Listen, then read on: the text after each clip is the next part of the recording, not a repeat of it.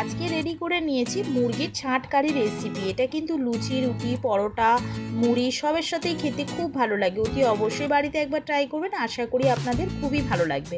নমস্কার বন্ধুরা, tasty and one byte চ্যানেলে আপনাদের স্বাগত। বন্ধুরা কেমন আছেন? আশা করি বন্ধুরা ভালো আছেন। আজকে যে রেসিপিটা নিয়ে এসেছি মুরগির ছাঁট কারি রেসিপি। তো এর জন্য আমি এখানে নিয়ে নিয়েছি গিলে স্টমাক, তো এখানে নিয়ে নিয়েছি পা। তো এগুলোকে আমি গরম জলে ভিজিয়ে রেখেছি। আমি এগুলোকে কেটে নিচ্ছি এইভাবে, এই ছালগুলোকে ছাড়িয়ে নিয়ে। যে সকল বন্ধুরা আমার ভিডিওটাকে দেখছেন তাদের কাছে অনুরোধ রইল অতি অবশ্যই পুরো ভিডিওটাকে দেখবেন। আর তার সঙ্গে যে সকল বন্ধুরা এখনও পর্যন্ত আমার চ্যানেলটিকে সাবস্ক্রাইব করেননি তাদের কাছে অনুরোধ রইল, যদি আমার ভিডিওটা ভালো লাগে তাহলে অতি অবশ্যই একটি লাইক, একটি সাবস্ক্রাইব করে চ্যানেলটির পাশে থাকবেন। তাহলে কিন্তু আমি ভিডিও বানাতে মোটিভেট হব। তো এখানে আমি মুরগির যে পাগুলো ছিল সেগুলোকে গরম জলে ভিজিয়ে রেখেছিলাম। তো এগুলো এইভাবে নখের সাহায্যে ছালগুলোকে খুবই অনায়াসে ছাড়ানো যেতে পারে, এইভাবে ছাড়িয়ে নিচ্ছি। তো এইভাবে আমি নখগুলোকে কেটে নিয়ে বাদ দিয়ে দেব। এখানে কাটা হয়ে গেছে। এখানে আমি মিক্সিং জারে দিয়ে দিলাম একটা গোটা টমেটো। বেশ অনেকখানি আমি রসুন নিয়েছি। রসুনটা একটু বেশি পরিমাণেই দিতে হবে, সেইভাবে রসুনটা দেবেন। তো এখানে রসুন দিয়ে দিলাম, আর তার সঙ্গে দিয়ে দিয়েছি দুটো মিডিয়াম সাইজের পেঁয়াজ। এগুলোকে পেস্ট করে নেব। এখানে 1 চা চামচ ধনিয়া গুঁড়ো, 1 চা চামচ জিরে গুঁড়ো, 1 চা চামচ ঝাল লঙ্কার গুঁড়ো, আর 1 চা চামচ দিয়ে দিলাম হলুদ।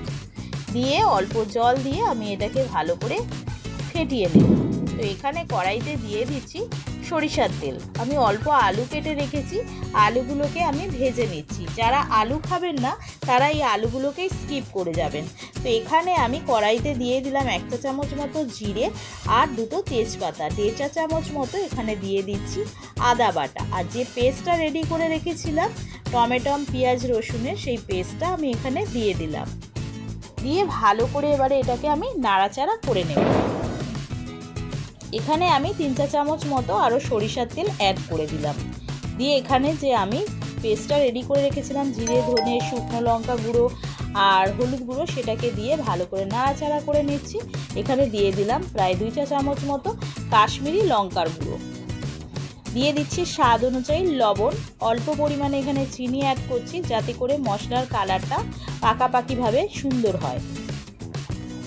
এখানে ভালো করে নাড়াচাড়া করে মশলাটা কষিয়ে নিচ্ছি। এর মধ্যে দিয়ে দিলাম হাফ মতো মিডিয়াম সাইজের হাফ পেঁয়াজ কাটা, এখানে অ্যাড করে দিলাম। মশলা থেকে তেল ছেড়ে দিলে এখানে আমি দিয়ে দিচ্ছি 1 চা চামচ মতো কাঁচা লঙ্কা বাটা। দিয়ে ভালো করে নাড়াচাড়া করে নিচ্ছি।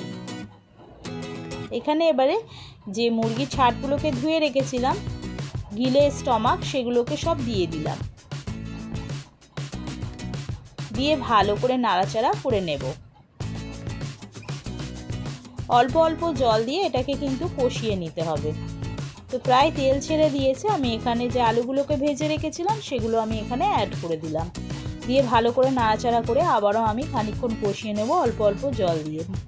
মশলা থেকে পুরোপুরি তেল ছেড়ে দিলে আমি এখানে জল অ্যাড করব। জলটা পরিমাণ মতো অ্যাড করব যাতে মাখা মাখা হয় ঝোলটা।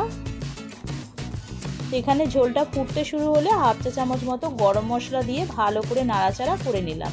এবারে আমি এটাকে ঢাকা দিয়ে দেব সিদ্ধ হওয়ার জন্য। এখানে প্রপারলি সিদ্ধ হয়ে গেছে আর ঝোলটাও মাখো মাখো হয়ে গেছে। এবারে নামিয়ে নেব। এইভাবে বাড়িতে ট্রাই করবেন। লুচি, রুটি, পরোটা, মুড়ি, ভাত সবের সাথেই খেতে কিন্তু অসাধারণ লাগে। বাড়িতে ট্রাই না করলে বুঝতে পারবেন না খেতে এটা কত সুন্দর হয়েছে। রেসিপিটা ভালো লাগলে অতি অবশ্যই একটি লাইক, একটি সাবস্ক্রাইব করে চ্যানেলটির পাশে থাকার জন্য অনুরোধ রইল। আর তার সঙ্গে বেল আইকনটা অতি অবশ্যই প্রেস করবেন। কমেন্ট করে জানাবেন রেসিপিটা কেমন লাগলো। আর তার সঙ্গে ভিডিওটাকে বেশি বেশি করে শেয়ার করে দেবেন। আমি আবারও একটা নতুন রেসিপি নিয়ে হাজির হব। ততক্ষণ আপনারা সুস্থ থাকবেন, ভালো থাকবেন। আজকের মতো এইটুখানি। ধন্যবাদ বন্ধুরা।